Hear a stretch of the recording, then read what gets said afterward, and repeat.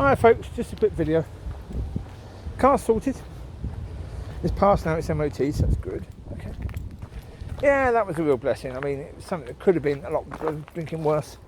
It was a possibility of facing the fact that I might not have a car because I haven't got the money to do anything, to get another car. So it's like, okay. I might just be in that situation, and thankfully not. Thank God that isn't the case. Yeah, it seems like the car that I thought was one of the worst cars I've had is actually one of the best cars I've had. Certainly for going through MOT. So it's not looked after. To a certain degree, that car and myself are perfect for each other. Yeah, really, spotty on. So I'll probably keep that one for a while. You never know, or just give it to someone else. Yeah, at some point. Yeah, see what happens. Yeah, last night was tricky. Last night not good, because last night just a case of well, I killed my amp. Not intentionally. Yeah, my speakers is connected to. Killed it. Well, because it's an Onkyo amp, and they do tend to get really hot. Quite poorly designed. Them to get so hot. I mean, even when you look at reviews on them, they say they get really hot. So it's like they've got to sort that out. Well, this one's quite old. They may have sorted it out by now. But when that happened, because what I was doing, I was taking the top off to allow it to cool down when I was using it, and then sticking the top back on at night. So putting the top back on, wasn't doing it as carefully as maybe I should. Then suddenly there's a spark, and I looked. Well, I couldn't see much because it was pitch black. But got a torch, looked, and I'd actually put the side inside it, and obviously it connected with something that was, because the thing was still on.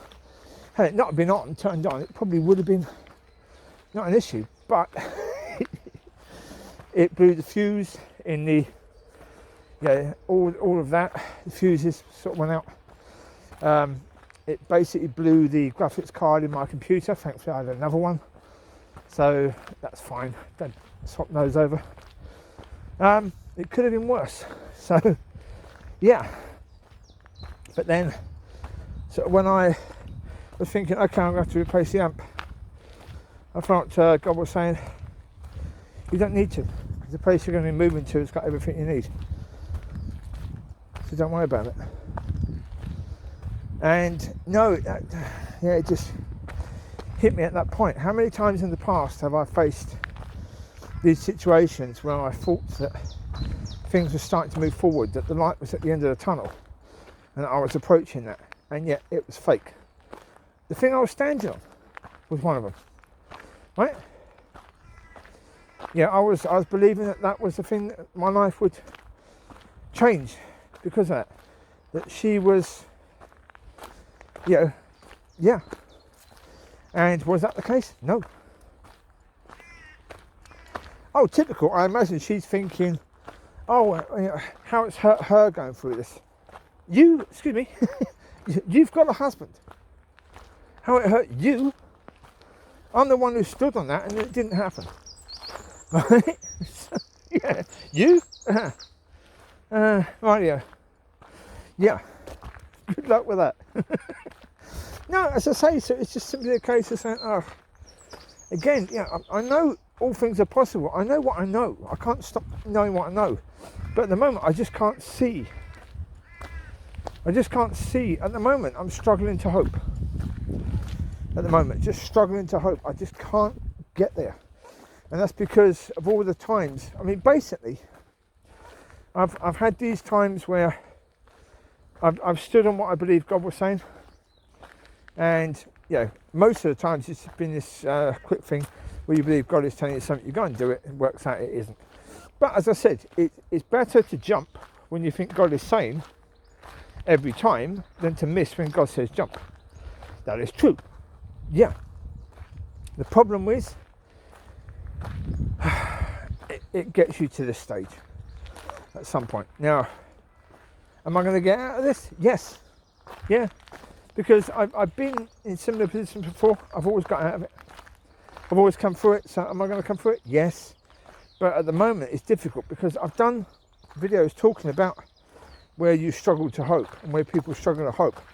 And that leads to hopelessness. And what does hopelessness lead to?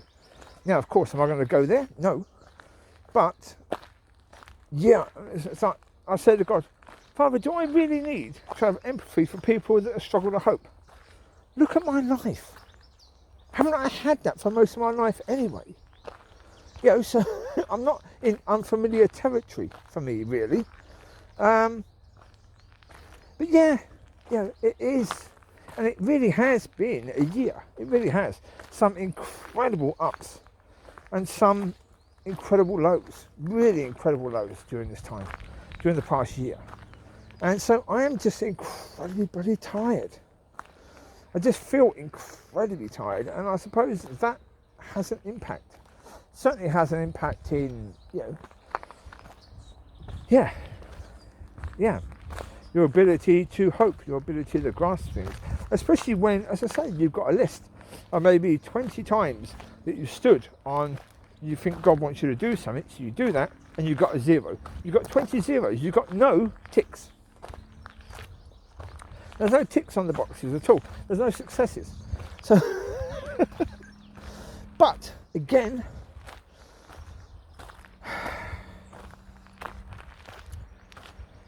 there are going to be a lot of people out there that are in the same boat, that are in the same situation. And,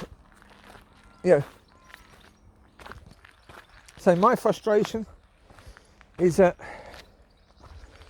I know that we have an incredibly amazing God, and I know my life isn't showing that. And that's frustrating. That really is my frustration. But at the moment, I can't do anything about it.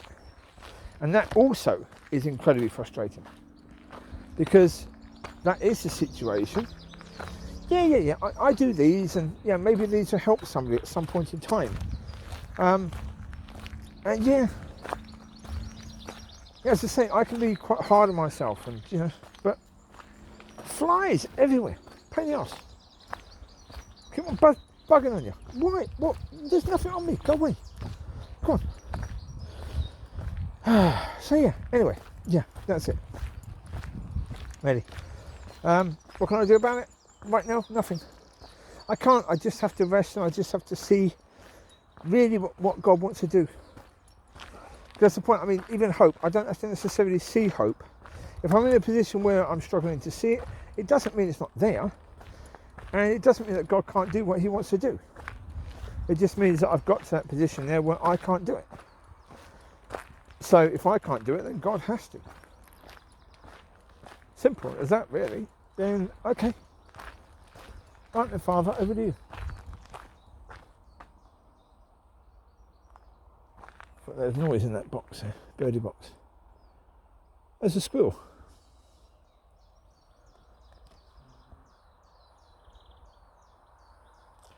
Beautiful red squirrel. God bless you, squirrel. Comes to say hello, isn't it? It's gone all around that one now. Yeah, cool. There you go, red squirrel. There you go. Looks like a young one as well. That's cool. At least we've still got reds up here. Anyway, so yeah. When it comes down to it, as I say, it's I know that in my faith I can see so many possibilities. The problem is at the moment, I'm just struggling to see the basic, hope. I'm just struggling to see that right now. So it's like, but again, understandable. I've just been through 8 months of,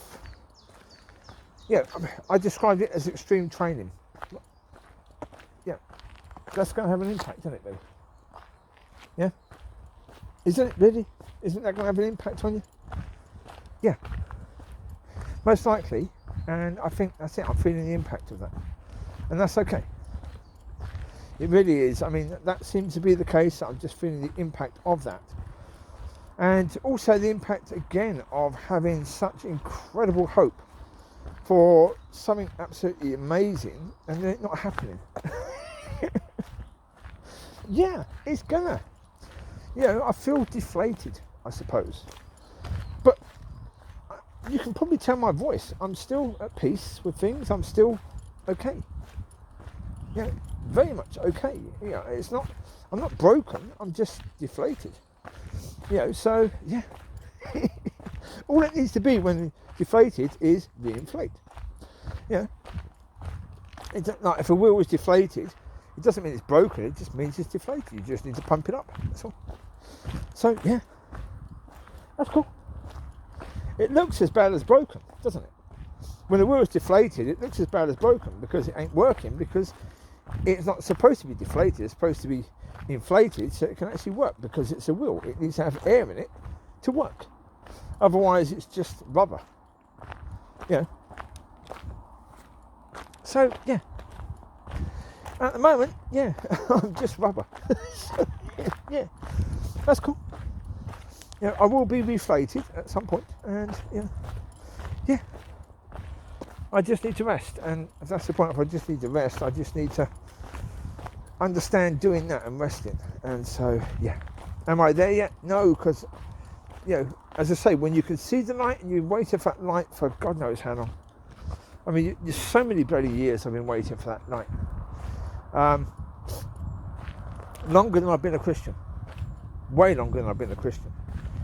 And so, yeah, you can see it and you just can't quite go, and it's